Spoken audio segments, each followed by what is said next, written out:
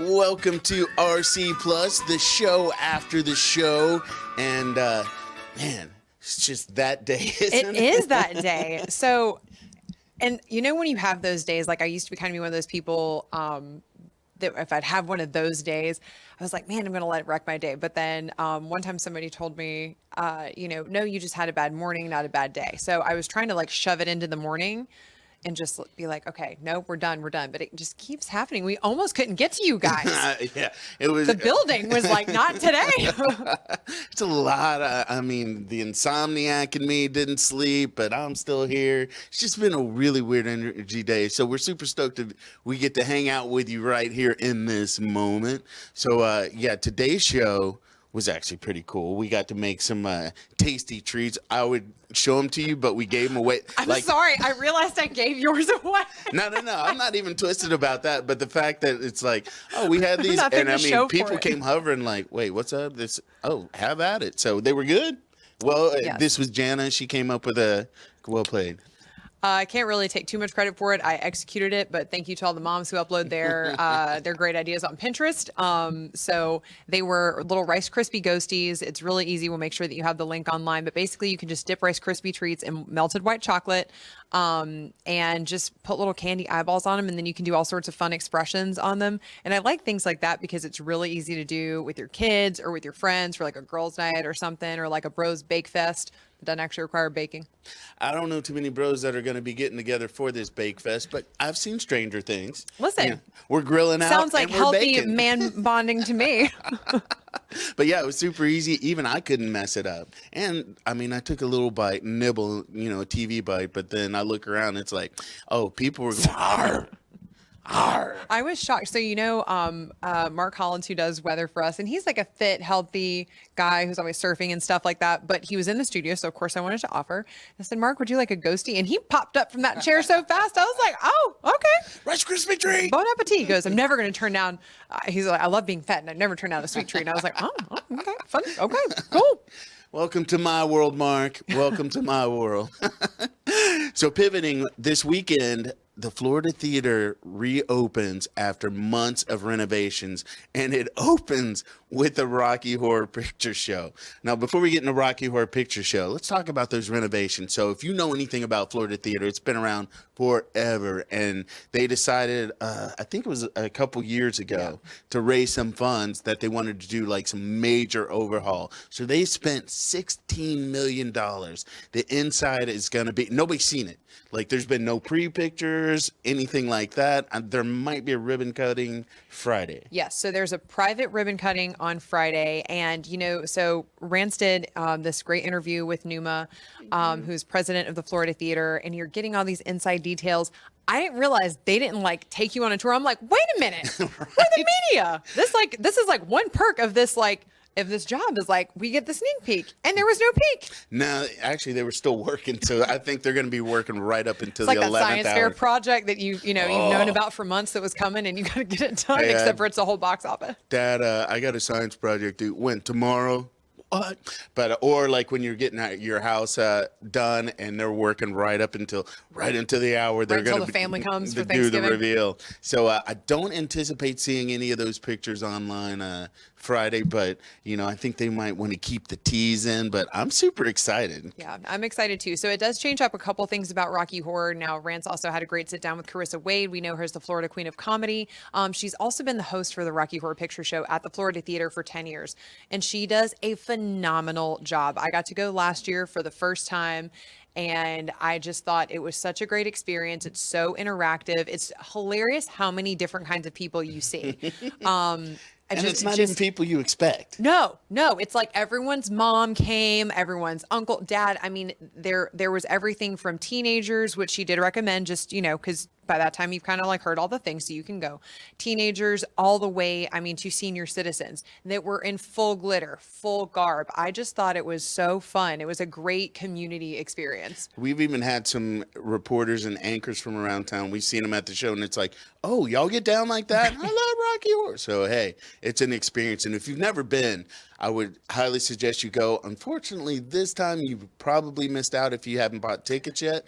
But I know they do it in different spots all around town as it is. Yeah. But to be inside Florida Theater, that's a whole different vibe. Yeah, so I have done Florida Theater, and I also did the Alhambra last year. So I doubled up on Rocky Horror last year. I was like my first year in Duval, and I was doing it all. Getting So, it all, yeah. getting it all. And it's great, and it is so interactive, and like you said, it's a cult classic. But I was just really impressed with how they do everything. So keep in mind, if you do have tickets and you are going, be prepared for a little bit of a wait going in, because they are going to be meticulously searching the bags and stuff to make sure nobody's bringing in anything that's going to severely damage. Like there's no water, No food, no lighters. Yeah, so keep that in mind. But if you're going, send pics. I can't wait to see what that new look looks like. But the fact that they're doing it, that's the first show that they open with, and it's like, you know what?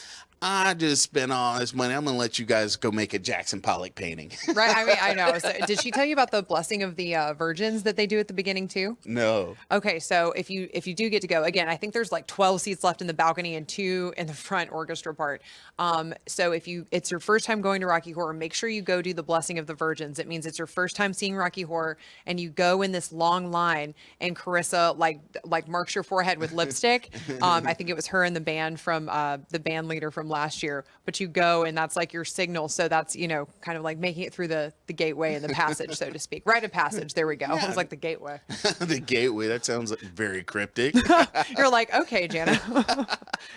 And so that's going down Saturday, and I think there's going to be a little bit of an after party, unofficial, at Hardwick. So even if you can't go to Rocky Horror, go out, hang out with the community, and bond and hear some of those stories. Yeah, I'll definitely be at Hardwick's. It's a beautiful new bar downtown, and it's just like very classy, very Upper East Side, very chic. We're into that. What's going to be funny is all that chic bonding with people coming in looking like. It's going to be fun. It's going to be fun. It's Halloween weekend. There's lots of parties going on. Yeah. Also, Florida, Georgia this weekend. And that's all we're going to say about that. But on the show, actually, you know what? I'll put this out there. So we're actually going to be out there Friday doing our show live. We're going to be near Annie Rue's food truck. So if you want to come hang out and be with us, come. I mean, it's going to be come fun. Hang out. Come see us. Going to do some fashion, some food, have some conversations with some former Gators. We got people shouting out their schools, so we're going to have a big run of that on a package for the show. So if you're one of those that really want, I'm a dog, go Dogs, Gator Chomp, whatever you want to do, send it to us. If we get it first come, first serve, we're going to throw a little package out there, and we'll make it famous. Yeah, that'll be fun. And I'm excited for the fashion segment too, because it's going to be all from Fanatics, which is, was created right here in Jacksonville. So that'll be a great one, and it's stuff you can actually get for the weekend, which is really fun. I'm excited. I've never actually seen RV City. Oh. So the last year I don't remember what happened, but I wasn't around for the weekend, so I didn't get to see it. So I'm really excited to go check it out. See, I'm excited to see it on Friday, because Saturday, bananas. If you're going down there Saturday, you're going to be there all day. If you haven't been before, but it is a party. So keep that in mind. Now, let's talk about our guest that we had on the show today.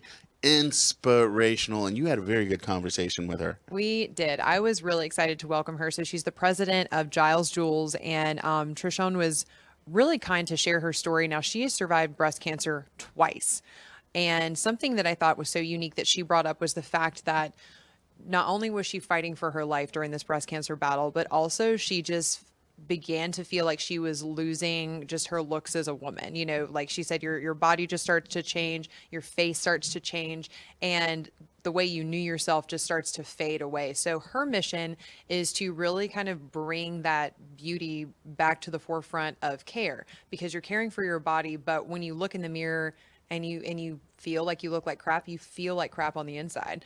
I was complaining to them today because I didn't like the outfit that I put together for the show, and I was like kind of in a mood about it. And I'm like, see, just that little thing that I didn't like my shirt affected my mood. So imagine how you would feel if your whole body is starting to betray you. So she's really taken a positive, proactive approach to this, and partnered with an esthetician who specializes also in oncology, which I'd never heard of until today. And they're all about pampering women who are either fighting, have survived cancer, and it also creates this phenomenal network of women who really understand. I think a lot of times when we were talking after the show that women are expected to look a certain way, and when we don't, we're told, oh, they don't care and they look sloppy. But if we do care, then we're vapid and shallow, which I think is a load of crap, to be perfectly honest. It's just a tough balancing act, and a lot of it, we put on ourselves, and it just exists. But I think the fact that she's taking a very specific approach to it separates her from a lot of breast cancer things that are out there, because it's another thing we talked about is just kind of that pink washing of things. She's very intentional with her time and very intentional with her mission. Yeah, so it was very touching, and they've got an event coming up. So they actually just had their event. They had a phenomenal fashion show. And what was so unique about that was the fact that they had models from each stage of cancer. And I think that had to be very inspirational, but also very, very challenging. So I was so impressed that models were willing to stand up. Imagine having stage 4 cancer and walking on the runway, just telling everyone that you have that. So something that I can't wait for us to get involved with next year. Again, because I love that specific intention behind the organization. Yeah, so we do have a lot of variety on our show. We really do. I mean, we went from blowing up a bowl of chocolate, at the beginning of the morning to talking about beauty and bravery. Like I love the spectrum, the ride you get to go on for River City roller coaster. You guys don't get that backstory on that chocolate. We might get banned. So, but it was an experience. So it's been that day. So let's go ahead and send you guys off into your hump day. You guys have a great one. And we will be back here tomorrow with more RC Plus at 10:15. And then, of course, River City Live at 9:30. So, and we get people like, oh, I work. You know what? You can DVR us, or you can find a segment on rivercitylivetv.com. I mean, I tell people we're like grandma's cooking. We're great reheated, unless your grandma can't cook. Just saying. All right. So we'll see you tomorrow at 9:30 for River City Live.